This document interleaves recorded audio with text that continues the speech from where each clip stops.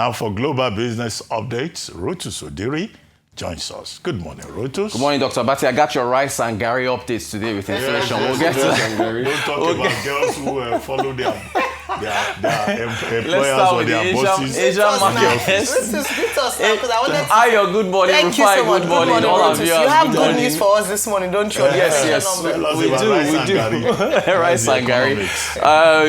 But Japan has a rice shortage. Right? Inflation in Japan, rice inflation is in double digits. But the markets are down as a result of tracking the tech worries in the United States. So you can see here all red. Particularly for Japan, it is pronounced 3.2, although Korea is higher at 3.3.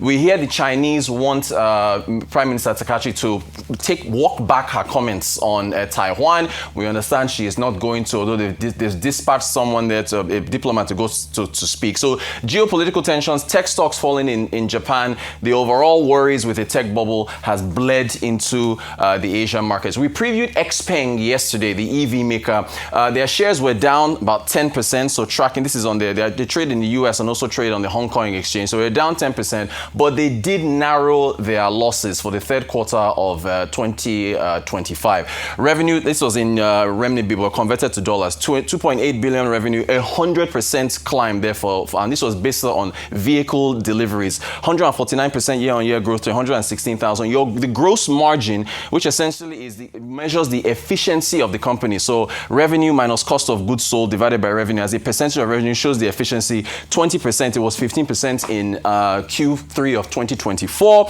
Their vehicle margin, which goes further down into vehicles, rather the making of the vehicles, that margin was at 13.1%, an improvement of 8.6%. And it's important, the cash position. For a lot of these electric vehicle makers, your cash position, they burn a lot of cash, chips, batteries, labor, and so on and so forth. So $6.7 billion, an increase of 33%. I think it was 5.9 in the prior quarter.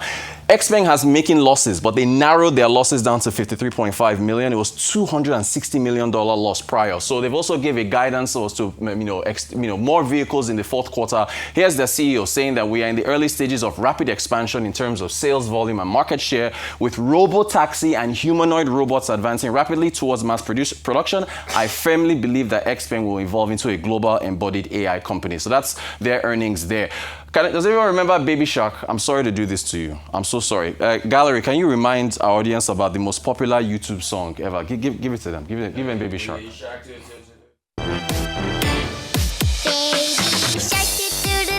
baby shark, baby shark, baby. It's not as popular as before. Why am I bringing up Baby Shark? The company behind it, Ping Fong, an entertainment company, made its IPO debut on the Kosdaq, which is the other exchange in Korea. It debuted the shares. So the IPO initial public offering was priced at 38,000 won. It soared as high as 61,000 won, up about 60%. It did pare back some of those gains. Last we checked, it was about 39,950. Liquid markets, entertainment companies can debut, raise money. I think they raised about 55 or $60 million in their IPO. And by the way, that is the most viewed video on YouTube. As to date, it has about 16 billion views. To the US markets, red. Continue to see worries over, again, the AI bubble. I shouldn't say AI bubble. Suspicions of an AI bubble, the capital expenditure outlay for a number of the hyperscalers. Dow Jones down by 1.18. S&P down, NASDAQ. I'm adding the Russell 2000 for small cap stocks. There's rising doubts now about whether or not the Federal Reserve will cut rates. Look at that, 1.96. It is an interest rate sensitive index because there are small cap stocks that are impacted by interest rates. So it's a coin flip now as to whether or not the Federal Reserve will cut. And we've had divergent comments from the different governors on the Fed as to whether or not some have said hold, some have said they should cut. So we'll see what happens to that. But the Russell is being impacted. Netflix did not suffer as much of a fall as the rest of the market. You can see they're just down by 0.83%, 110. In fact, in after hours, Netflix actually climbed. Why am I bringing up Netflix? Their next big sporting event, they've been going into live sports now, is Jake Paul against Anthony Joshua on December the 19th. They're calling it Judgment Day. Jake Paul is a smart businessman. He's not very well liked. A lot of people watch his fights because they want to see him knocked out, but he's a multi-millionaire. He has carefully picked out his opponents that won't do much damage, but there's a lot of worry. His last fight was Mike Tyson, who is 58 years old. It got 65 million streams. It was the most streamed live sporting event. But Joshua is 37. He may be past his prime. There's a lot of worries that Joshua could put Jake Paul in a hospital. But all this intrigue is part of why Netflix has partnered with him. Can Joshua beat this? It's not as popular as Mike Tyson, we'll see. But the streaming companies, and don't forget, they had Rafael Nadal versus Carlos Alcaraz. They're playing NFL games now.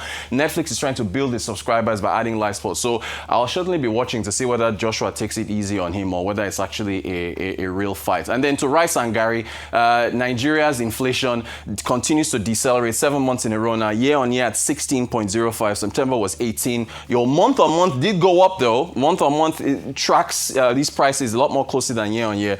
0.93. September was 0.72. Food inflation at 13.1 year on year. September was 16.8. Your core inflation when you take out volatile food and energy, 18.6. We have a chart showing this deceleration. Now remember, because I always see our YouTube viewers, inflation measures the pace at which prices move. So they can move like this, or they can move like this. The prices are rising, but it measures the pace. And you can see here, it has continued to slow down. In two words, currency stability, because we're so import dependent. The fact that the currency has remained stable is why we're continuing to see inflation decelerate. And does that mean we get another rate cut from the Monetary Policy Committee at the next meeting? It's up in the air. Maybe we do. That is our update for today. Okay, Rotus, thank you. We need to go on break now. So many interesting topics. I just hope that Anthony Joshua is not going to demystify himself. Two-time heavyweight champion, going to do an Instagram and Netflix with Jake Paul on YouTube.